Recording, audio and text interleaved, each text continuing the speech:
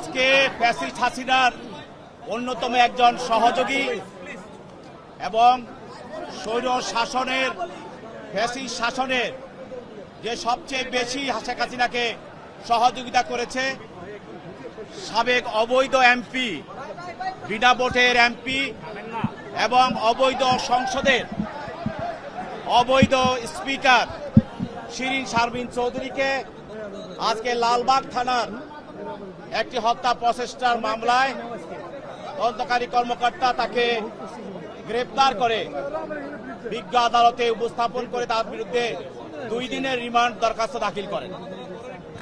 তদন্তকারী কর্মকর্তা আদালতকে বলেন, এই শিরিন শারমিন চৌধুরী ফ্যাসিস্ট হাসিনার একজন অন্যতম সহযোগী, তার বিরুদ্ধে লালবাগ থানায় হত্যা প্রচেষ্টা মামলায় বৈষম্য বিরোধী আন্দোলনের সময় আজিমপুর রাস্তায় সেখানে গুলি করে একজন আন্দোলনকারী আশরাফুল তাকে হত্যা করা হয়। এই মামলায় সে এজাহার নামী আসামি।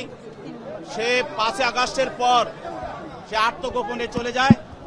তাকে সে আত্মগোপন অবস্থা থেকে পুলিশ গ্রেপ্তার করে এবং এই মামলায় যেহেতু সে এজাহার নামী আসামি এবং সে ফ্যাসিস্টের অন্যতম সহযোগী হওয়ার কারণে তাকে স্পিকারের মতো একটা বড় ধরনের পদে তাকে অধিষ্ঠিত করেছিল। তার কাছে বৈষম্যবিরোধী ছাত্র আন্দোলনে যে আমাদের 1500 আমাদের ছাত্র জনতাকে হত্যা করা হয়েছে এবং 20,000 নেতা কর্মীকে চোখ, হাত, পা অঙ্গহানি করে তাদেরকে আহত করা হয়েছে, এই সব ঘটনার সঙ্গে এসব পরিকল্পনার সঙ্গে এবং গণভবন সহ বিভিন্ন জায়গায় যে পরিকল্পনাগুলো করা হয়েছিল এটার সঙ্গে এই শিরিন শারমিন চৌধুরী জড়িত। অতএব এই মামলায় তাকে রিমান্ডে দেওয়া হোক, তাকে আমরা তদন্ত করে তাকে আমরা জিজ্ঞাসাবাদ করব এবং বিষয়টা আমরা খতিয়ে নেব। এই কারণে তাকে রিমান্ড চাওয়া হয়।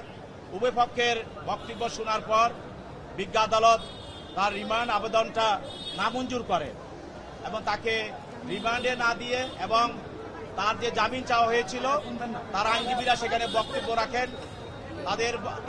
তাদের জামিন দরখাস্ত তারা শুনানি করেন এবং তাদের জামিন দরখাস্ত নামঞ্জুর করেন এবং রিমান্ড দরখাস্তটাও সরকার পক্ষে যে রিমান্ড দরখাস্ত সেটাও নামঞ্জুর করা হয় এবং তাকে সিডব্লিউ মূলে জেল হাজতে প্রেরণ করা হয়। তার বিরুদ্ধে আপনারা বলছেন যে সে জুলাই মামলার অন্যতম কারিগর, তাই তো বলছেন? সে তো একজন স্পিকার, রাষ্ট্রের সর্বোচ্চ পদে ছিল। সে তো মাটি থেকে জুলাই আন্দোলনে কোনো ভূমিকা রেখেছে কি? এমন কোনো আপনাদের কাছে প্রমাণ আছে কি? আপনারা জানেন যে বৈষম্য বিরোধী আন্দোলনের সময় এই ঘটনার সঙ্গে পরিকল্পনাকারী রয়েছে, ষড়যন্ত্রকারী রয়েছে, আর্থিকভাবে সহায়তাকারী রয়েছে এবং যারা প্রত্যক্ষভাবে তারা অংশগ্রহণ করেছে সবাই একই হত্যা, ষড়যন্ত্র, পরিকল্পনা, অর্থ সহায়তা সরাসরি তারা অংশগ্রহণকারী প্রত্যেকেই অভিযোগে অভিযুক্ত। অতএব শিরিন শারমিন চৌধুরী সে পরিকল্পনা এবং ষড়যন্ত্রের সঙ্গে সম্পূর্ণভাবে সে জড়িত এবং আজকে যে মামলা, এই মামলার যে ঘটনার সঙ্গে সে জড়িত মর্মে তদন্তকারী কর্মকর্তা আজকের এই মামলায় তিনি ব্যক্ত করেছেন। ধন্যবাদ। ঠিক আছে।